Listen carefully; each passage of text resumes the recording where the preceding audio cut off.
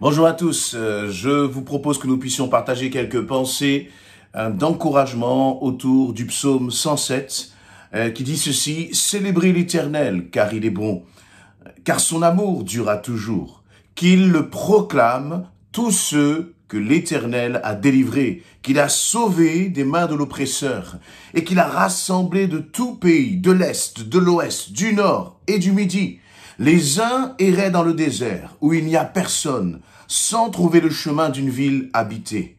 Ils étaient affamés, ils avaient soif, ils étaient tout près de défaillir. Dans leur détresse, ils crièrent à l'Éternel, et il les délivra de leur angoisse. Il les mena par un chemin tout droit, et les dirigea vers une ville habitable. Qu'il loue donc l'Éternel pour son amour, pour ses merveilles, en faveur des humains. Il a désaltéré les assoiffés, il a comblé de biens les affamés. D'autres se trouvaient dans des lieux où régnaient d'épaisses ténèbres et l'obscurité la plus noire, enchaînés dans la misère et les fers, pour avoir bravé les commandements de Dieu et méprisé les desseins du Très-Haut. Il les humilia en les astreignant à un dur labeur. Ils succombaient, privés de tout secours. Dans leur détresse, ils crièrent à l'Éternel, et il les délivra de leur angoisse.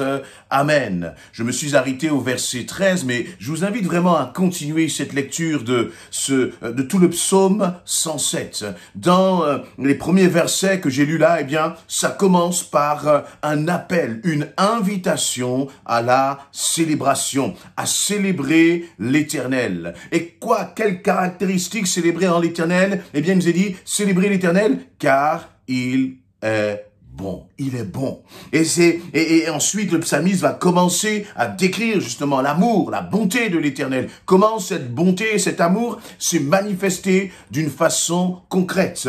Et il va s'adresser à des personnes particulières. Là, il va demander non pas à des religieux, non pas à des personnes peut-être qui ont comme hérité de la croyance ou la foi de leurs parents, des arrière-parents, de je ne sais quoi d'autre. Non, il invite ceux qui sont rachetés à louer Dieu, à le remercier. Alors, si tu es racheté, je t'invite toi aussi à louer Dieu. Parfois, nous sommes tellement cassés par les circonstances que nous traversons, que nous en oublions même d'apporter notre reconnaissance à l'Éternel.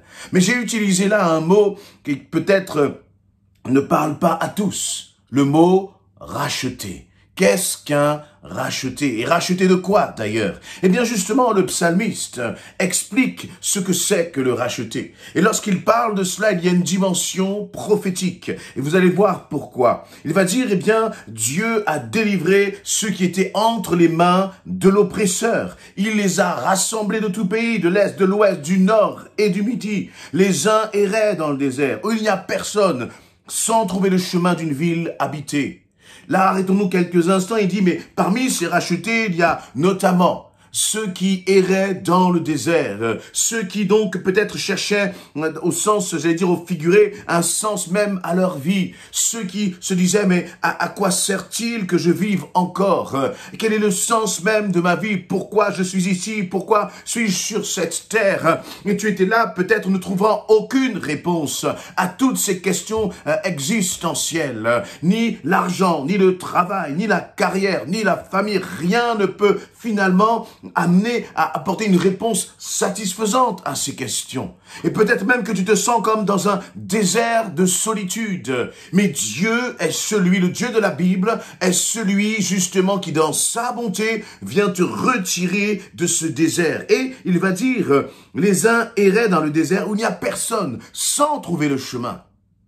Et plus de, j'allais dire, quelques siècles plus tard, il y en a un qui va dire, je suis le chemin, la vérité et la vie. Et personne ne va au Père si ce n'est par moi. Et celui qui a dit cela, c'est Jésus-Christ, le Fils du Dieu vivant, qui est venu et qui a répondu là, comme au cri justement de ton cœur. Et le psalmiste va dire, l'Éternel est comme celui qui vient justement auprès de ceux qui sont là, qui errent dans le désert, sans trouver le chemin, sans trouver de réponse satisfaisante à leurs angoisses, à leurs craintes, à leurs peurs, à leurs questions, comme je disais tout à l'heure, existentielles. Et ensuite, il va dire, ils étaient affamés, ils avaient soif.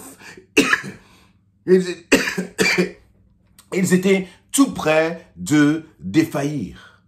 Dieu est venu, Jésus-Christ est venu pour ceux qui sont abattus, pour ceux qui sont brisés, pour ceux qui se sentent là comme au bord du chemin, pour ceux qui, peut-être, qui ont des idées de mort, des idées de dépression, de ceux même qui se disent, mais j'ai tout essayé dans ce monde, j'ai en apparence tout ce qu'il me faut, j'ai un bon travail, j'ai une bonne position sociale, je suis cultivé, j'ai tout ce que on aurait pu extérieurement désirer, et pourtant à l'intérieur, j'ai ce vide profond que rien ne peut combler.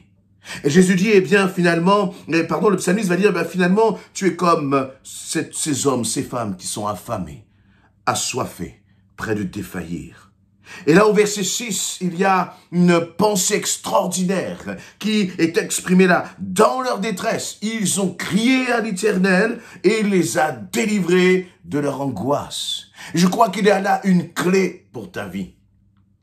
Il nous est dit que dans leur détresse, il y a un moment, ils ont finalement arrêté de se lamenter. Dans leur détresse, ils se sont tournés vers l'Éternel et ils ont crié à l'Éternel. On ne sait pas ce qu'ils ont crié, mais finalement, les mots qu'ils ont utilisés, les tournures de phrases qu'ils ont prononcées n'ont pas d'importance. Ce qui est important, c'est un peu tout le processus là qui est décrit. Il nous est dit, premièrement, que ces hommes et ces femmes, finalement, ont reconnu qu'ils étaient dans un désert. Ils ont reconnu qu'ils étaient dans un désert psychologique, spirituel, moral. Et là, dans ce désert, ils se sont tournés vers tout un tas de solutions et il n'y avait personne pour leur répondre. Mais finalement, comme arrivés dans cette impasse, dans la passe de leur vie, ils ont crié à l'Éternel. Ils ont crié à l'Éternel. Et je t'invite, toi aussi, peut-être même que tu connais le Seigneur.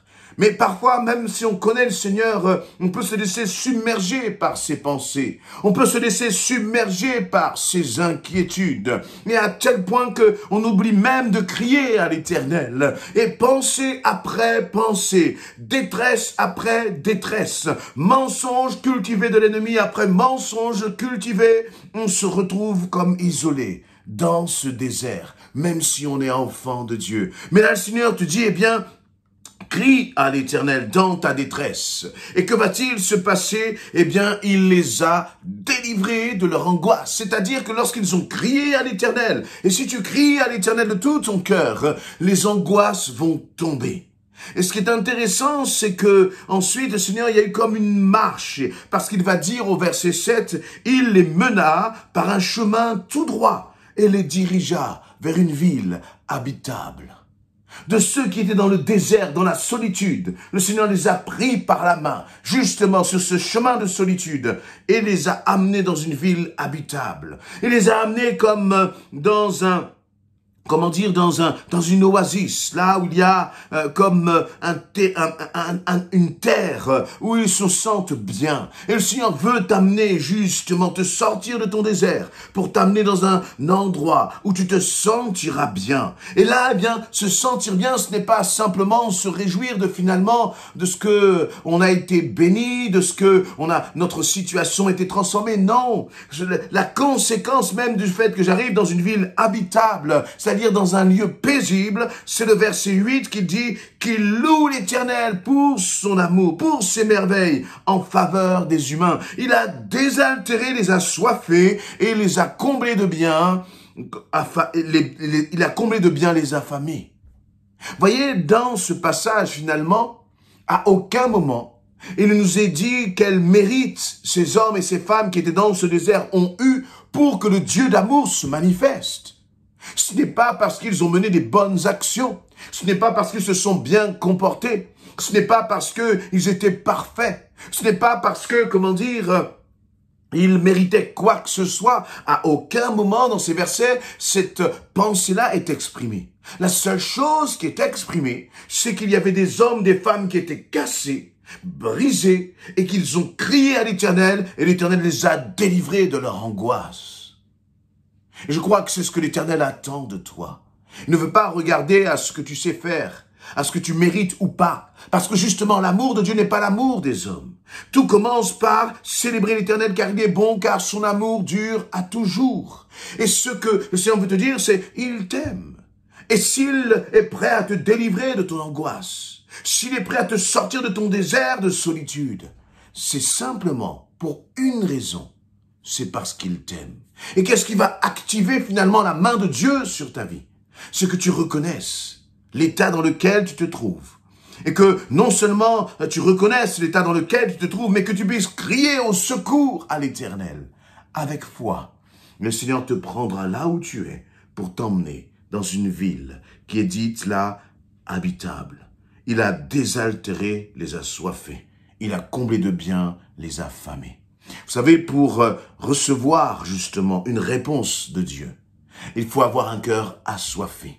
Il faut être affamé de lui. Est-ce que tu as faim vraiment de l'Éternel? Est-ce que tu es assoiffé justement de la présence de l'Éternel? Si tu es faim, si tu as soif de lui, alors sache qu'il viendra te désaltérer.